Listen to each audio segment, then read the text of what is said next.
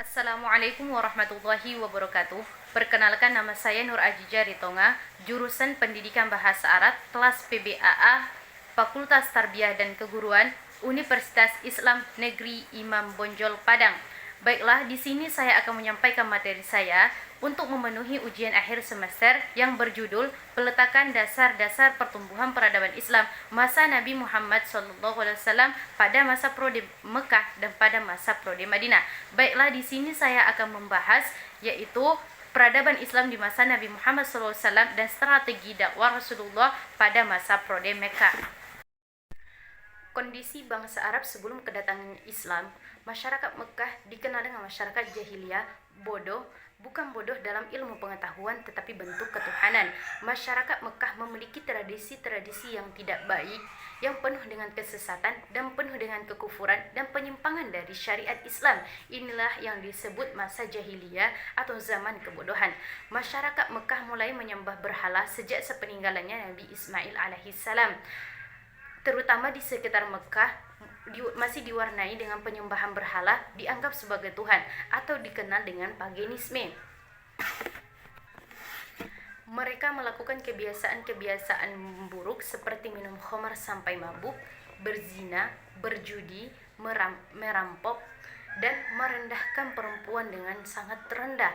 Tradisi yang paling buruk dari bangsa Arab adalah mereka mengubur anak perempuan mereka secara hidup-hidup karena mereka merasa malu dan hina mempunyai anak perempuan. Dan mereka sangat marah besar kepada istrinya ketika istrinya melahirkan anak perempuan karena mereka meyakini bahwa anak perempuan itu adalah pembawa kemiskinan dan pembawa kehinaan.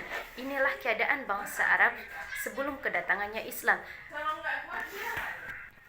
yang dipenuhi dengan kemaksiatan yang semakin merajalela. Setelah usia Nabi Muhammad sampai 40 tahun, Nabi Muhammad sering menyendiri ke Gua Hira dan beribadah di Gua Hira, bahkan membawa bekal ke Gua Hira.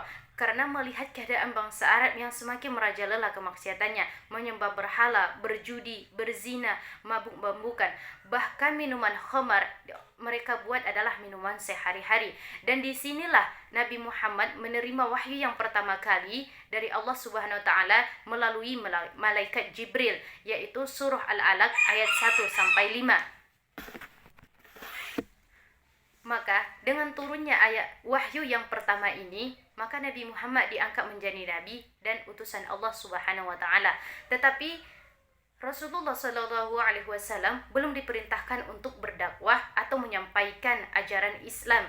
Dan setelah beberapa lamanya turunlah wahyu yang kedua, yaitu surah Al-Muddatsir ayat 1 sampai 7.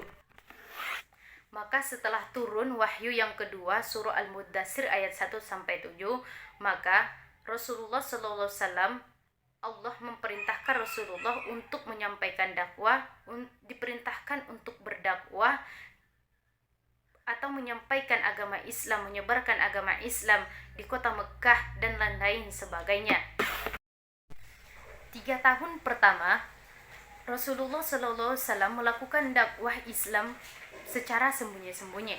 Nabi Muhammad mulai melaksanakan dakwahnya yaitu kepada kaum kerabatnya, keluarganya, istrinya, dan sahabat-sahabat terdekat Rasulullah SAW. Rasulullah menyampaikan dakwah secara sembunyi-sembunyi ini melalui banyak rintangan dan tantangan yang akan dihadapi Rasulullah SAW. Begitu banyak cobaan yang dilalui Rasulullah SAW untuk menyampaikan dakwah Islam secara sembunyi-sembunyi. Setelah beberapa lamanya Rasulullah menyampaikan dakwah secara sembunyi-sembunyi, orang-orang yang pertama kali masuk Islam atau disebut dengan as-sabiqun al-awwalun, yaitu adalah Sayyidah Khadijah dari kalangan perempuan, dan Zaid bin Sabit adalah dari kalangan hamba sahaya, Ali bin Abi Thalib orang yang pertama kali masuk Islam dari kalangan anak-anak, Abu Bakar As-Siddiq adalah orang yang pertama kali masuk Islam dari kalangan pria dewasa, dan ada Utsman bin Affan, ada Abdurrahman bin Auf, ada Sa'ad Abi Waqqah, dan Tolha bin Ubaidillah. Ketika Rasulullah berdakwah secara sembunyi-sembunyi, maka ada beberapa yang masuk Islam, dan inilah dia yang pertama kali masuk Islam atau disebut dengan as-sabiqun al-awwalun. Demikianlah dakwah secara sembunyi-sembunyi yang dilakukan oleh Rasulullah Sallallahu Alaihi Wasallam, dan ini berhasil dilakukan dengan menjaring orang-orang pilihan untuk membentuk sebuah kelompok orang-orang yang beriman dan bertakwa yang menjadi cikal dan bakal dalam agama Islam, yang melancarkan dakwah Islam kepada seluruh manusia. Sekianlah materi yang dapat saya sampaikan. Kurang dan lebihnya saya mohon maaf. Wabillahi taufiq wal hidayah. Wassalamualaikum warahmatullahi wabarakatuh.